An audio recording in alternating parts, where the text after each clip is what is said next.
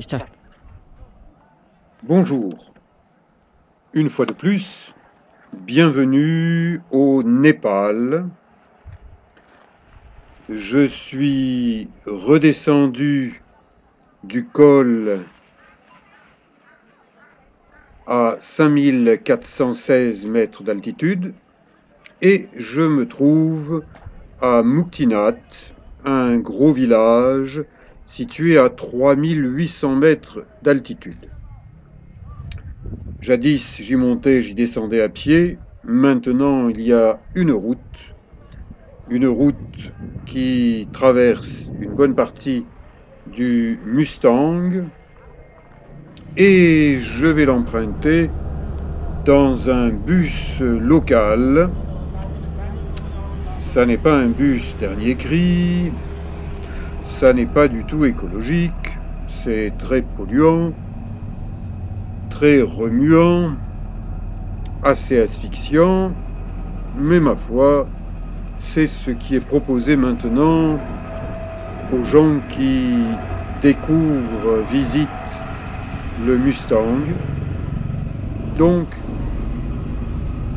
j'ai démarré à 8 heures du matin dans un bus sur une route qui, pour une petite portion, semble une route comme on en a, goudronnée. Mais ça ne dure pas très longtemps. La plupart de cette route, qui est en réalité une piste, est poussiéreuse. Elle passe tout à côté des petits hameaux où jadis les randonneurs montaient ou descendaient tranquillement. Et là, eh bien, les pauvres randonneurs qui empruntent encore cet itinéraire sont obligés de se pousser en dehors de la route pour ne pas être bousculés par les véhicules qui font la loi. C'est ça le progrès. Le progrès fait quelquefois des marches arrière. Paysage aride, petits buissons, aucun arbre, et en fond de tableau, le Mustang, le haut Mustang qui a été le dernier petit royaume du Népal, où pour randonner, eh bien, il faut payer un permis plus cher qu'ailleurs. On ne peut randonner qu'en groupe organisé, passant par une agence de tourisme népalaise. Et maintenant, hélas, on randonne un peu dans la poussière, car dans le haut Mustang aussi, il y a une piste qui traverse. Et les randonneurs, eh bien les randonneurs, ils marchent où ils peuvent. Mais c'est quand même, paraît-il, une très belle randonnée d'une semaine à 10 jours. Et j'espère qu'en avril 2020, je pourrai randonner au Népal, au Mustang, avec des randonneurs français de ma génération, c'est-à-dire les 60s, entre 60 et 70 ans. Donc si vous êtes dans cette tranche d'âge, si vous êtes un randonneur français en bonne forme, et que vous voulez marcher en avril 2020 dans le haut Mustang, en faisant un peu de yoga pour marcher plus facilement en altitude, jusqu'à 3800 mètres seulement, eh bien, contactez-moi via mon site ericon.com. Nous sommes descendus en une bonne heure plutôt rapide jusqu'au petit village de Kagbeni. Kagbeni, eh bien, c'est justement la porte d'entrée vers le haut Mustang, le petit village à partir duquel on entre dans ce petit royaume encore préservé, mais pour combien de temps, du haut Mustang. Nous arrivons à Kagbeni, des gens cherchent à monter dans le bus est complet, mais le bus, eh bien, c'est un peu comme une boîte à sardines. Si on pousse un peu, on fait rentrer plus de voyageurs avec leurs bagages. La seule différence que je vois à Kagbeni, c'est qu'on a planté des arbres dans le lit de la rivière Kaligandaki, celle qui descend du Haut-Mustang et qui s'en va loin. Kaligandaki, c'est la déesse noire. Et la rivière Kaligandaki est une rivière d'eau trouble, car elle passe dans des terrains friables, schisteux. Elle emporte avec elle beaucoup de boue.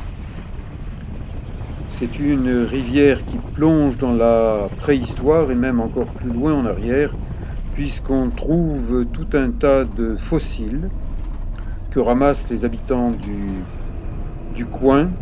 Il est interdit de vendre ces fossiles, mais on trouve ces fossiles à la vente partout, comme quoi la loi, que ce soit au Népal ou ailleurs, on peut la contourner quand il s'agit de gagner quelques sous, traverser d'un grand pont, un petit torrent, mais au moment de la fonte des neiges et des glaces, ce doit être beaucoup plus difficile. Donc heureusement qu'il y a un pont. Les Népalais font énormément pour désenclaver les régions de montagne et ils parlent d'autoroute.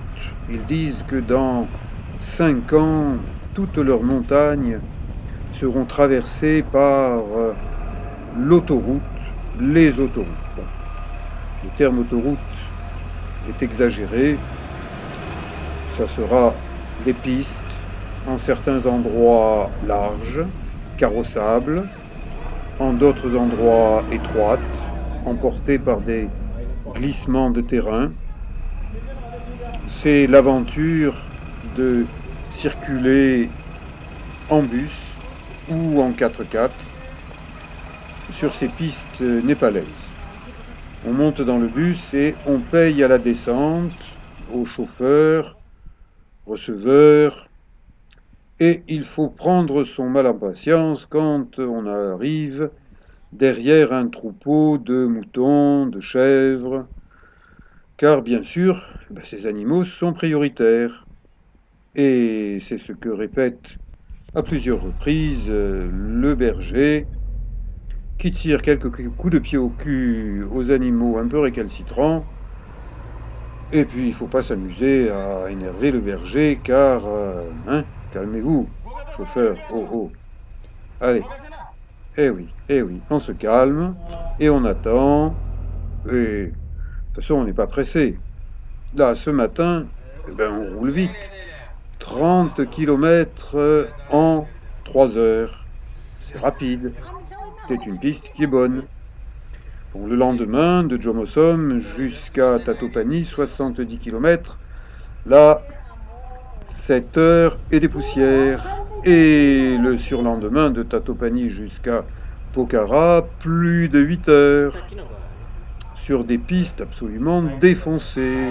Je vous les montrerai dans d'autres vidéos. Abonnez-vous à ma chaîne, Eric Long, YouTube. Ça vous permettra de suivre mes pérégrinations au Népal en octobre 2019. Une belle saison pour découvrir ces montagnes.